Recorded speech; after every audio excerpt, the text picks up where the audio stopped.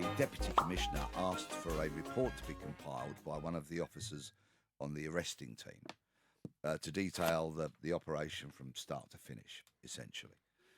And that report, which stretched to about 7 pages, was written.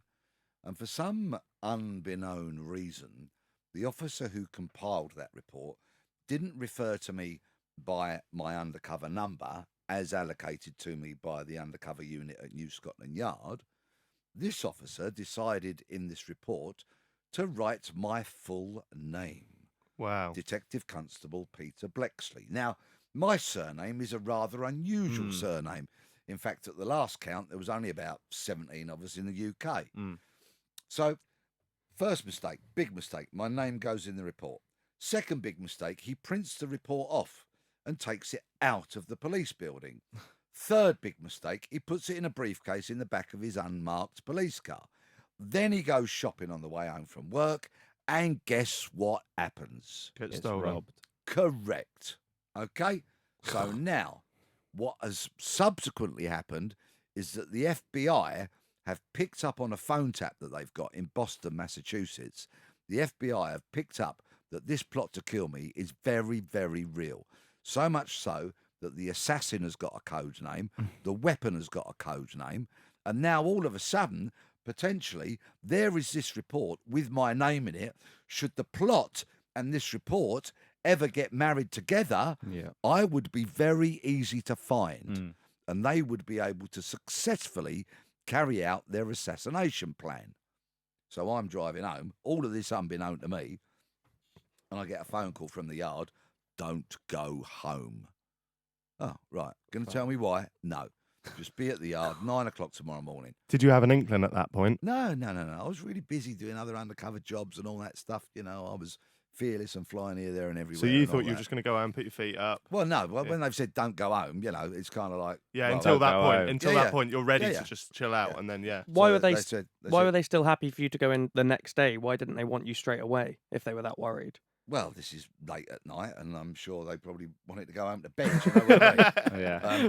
And they said, so book into a hotel using one of my false identities, because, of course, I had a number of covert identities. Yeah. Book into a hotel, get your girlfriend to go back to your flat and pack a bag and be in here tomorrow morning. So I didn't go there at 9 o'clock, did I? Of course I didn't. I got there at 8 o'clock. Yeah. And a mate of mine said, have you seen this? As he pulled the report out of his pocket. And I said, nope. So he said, right, there's a copy of it for you, and I suggest you keep that because you might well need it. He then locked me in a cupboard, and I read this report that had my name in it. And what, this has been stolen? It was taken out of police premises? You know, this is just nonsense, utter nonsense. I could not believe what I was reading, being aware of the fact now that this had been stolen out of an unmarked police car. Anyway, by the close of play that day, the powers that be at New Scotland Yard had decided that I would have to abandon my life, abandon my home, abandon my identity, and move very hurriedly into the witness protection program. Wow. Unbelievable. Shit. Yes. So everything changed in that moment. Well, a lot changed. You know, moving home so hurriedly and all of that, and being slung into an area that I was largely unfamiliar with. And, you know, I've always been a fairly neighbourly kind of bloke. You know, I've always said good morning, good afternoon, how are you? Yeah. You know, and all that kind of stuff. And then suddenly I'm in this neighbourhood where almost one of the worst things that can happen is that as I walk out of my front door, a neighbour's going to say, oh, hello, and how are you? And imagine when we moved in. So we're moving my clutter in, and I'm thinking, if the neighbour comes out to me and says, oh, and what's your name? Yeah. And what do you do? And where have you moved from?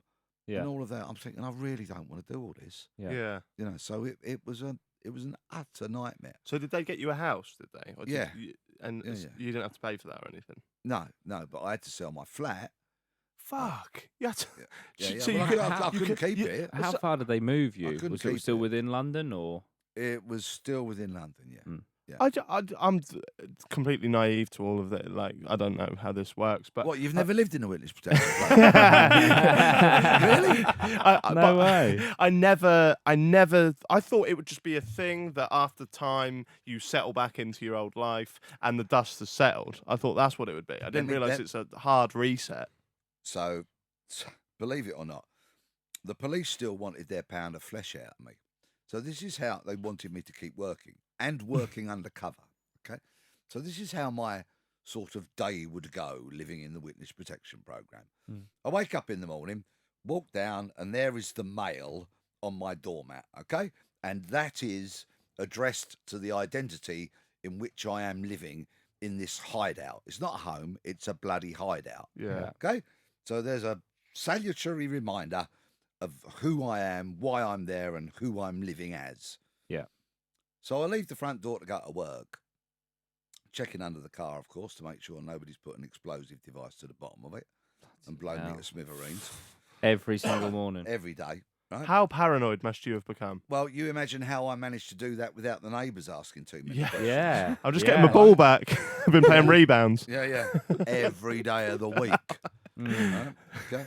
So then I get in the car and I drive to work, and it'll take me about an hour or so to get into work. And during that hour, I can be myself. I can put whatever radio station I want on. Pete, what tunes you Just banging on? be- What? Go on. You got an hour. That's an album or two. This What is- album this you is- banging on? This is a long time ago. Right? But, Bit of I mean, Mika. I'm that old that I was there at the start of Capital Radio. Right, Yeah. Okay. But so I'd kind of enjoy that hour. I could relax, be myself. Because the minute I get into work, they go, "Oi, Blex, we've got another undercover job coming. We want you to go out and do this and do that." And then what So if now that you're was? another- so now it's you're 10 another guy. It's 10 o'clock in the morning, and I've already had 3 separate identities. Yeah. Right, every Yeah. day of the week, Yeah. I've got 3 separate identities. Yeah. Stressful. No amount of Capital Radio can sort of distress that, right? No, and I really, really didn't deal with it very well at all. Did you not? No. I mean, I'm not saying that the job were entirely to blame for what happened to me a couple of years later, because to an extent, I was the architect of my own downfall, in so much as that I drank too much and I smoked too much Right. because I couldn't hack it. Yeah. You know, as I say, it wasn't a home. Yeah. So I'd get in and I'd go, right, can, bottle, what am I going to drink? Yeah. You know, and I went on a downward spiral. I was in the witness protection program for just over 2 years before I eventually had a complete and utter mental breakdown and was admitted to a lock-in psychiatric ward. Really. Wow. I mean, you took the kind of baton there and said that it wasn't all to do with your job, but I think it would take some hell. Like I think I would go on a downward spiral had that been me, because when you've moved, that's your life gone as you know it. Like, you're starting fresh. Could you speak to your family, like when you're in this hideout? What elements of the hideout can you still be yourself? When I got to work, I would always try and blag a bit of time because I could use the work phones to ring home, to ring my mum, Yeah. you know, and keep in touch there. But obviously, I didn't want any linkage between mobile phones when they came Yeah. in, you know, Yeah. and all of that. But so it was just a miserable, dark, horrible period of my life, and I turned into an absolute monster. Really? Oh, you really didn't want to have the misfortune to be around me back in those Really? days. I Did- was bad news. Did because you were saying at the time when they said don't go home, blah blah blah, girlfriend, go back and get your stuff. Did she come into that with you, and She- then she- therefore did she have to go through it all as well? She came with me. She was obviously offered the choice. Yeah. She came with me, and it is a matter of considerable regret that she bore the brunt of me turning into a monster. Mm. If you don't mind, what was that? Just when you say that, do you just mean that you was just like a not very nice person to be around? I was unwell. I was massively, massively mentally unwell. Mm. And so my behaviour was unpleasant, Mm. unpredictable, Yeah. erratic, and so much so that, you know, eventually she left, Mm. and I blame her not one jot for that. Mm-hmm. And not so many months after that, I completely, you know, I And just that's couldn't when you function ended up in the in psychic. hospital. Yeah. What was that like at the time? Was you this may sound a bit of an ignorant question, so I do apologise, but was you aware that it was you? that was doing this at the time? I was so unwell. I Mm. mean, I was just so unwell. There wasn't any rationality to any of my thinking. Really? I was really seriously unwell. And at this point, your work with the Met Police and everything, had that all gone? And I was still in the job, you know. I'd been working undercover the week before I went in hospital. blimey, Yeah. So you had, know. had no one clocked onto it, like how you were outside of work? Were you a different person the second you stepped through the door?